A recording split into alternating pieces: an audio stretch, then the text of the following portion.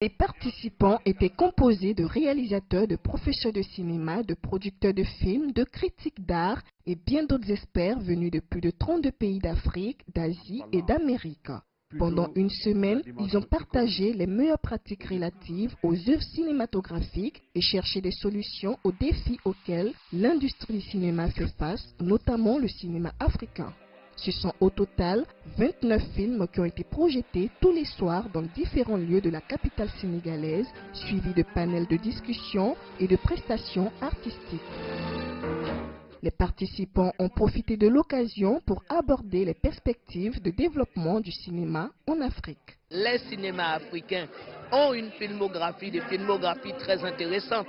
Le problème qui se pose aujourd'hui est plus un problème de promotion que de production pour pouvoir exporter ces cinémas-là et casser l'image dévalorisante que le Nord souvent a sur nos images. Il faut accueillir les nouveaux talents, il faut permettre aux jeunes de se perfectionner dans des bonnes conditions, acquérir les techniques, parce qu'il y a une technique. Le cinéma est un art, mais le cinéma est une industrie. Le cinéma, c'est le meilleur moyen, par exemple, de donner de l'emploi aux jeunes. Pourquoi? Parce que le cinéma en lui-même n'est pas un art. C'est le carrefour des arts, c'est le creuset des arts. Vous avez un film, regardez les génériques. Parfois, on reste 3-4 minutes à regarder défiler le nombre de personnes qui ont participé à la création d'un film. Durant cette rencontre cinématographique, le réalisateur béninois Sylvestre Amoussou a présenté son film « L'orage africain, un continent sous influence » qui a été plusieurs fois récompensé, notamment au Festival panafricain du cinéma africain. Ce film traite de la question du néocolonialisme sur le continent.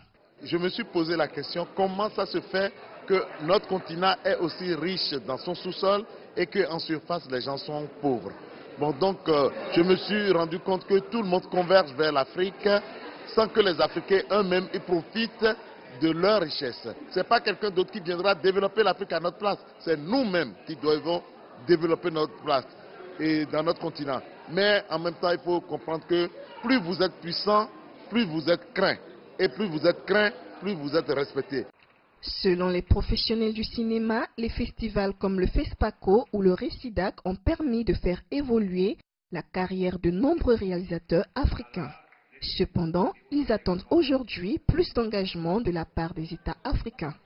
Christina Niaouré, CGTN français.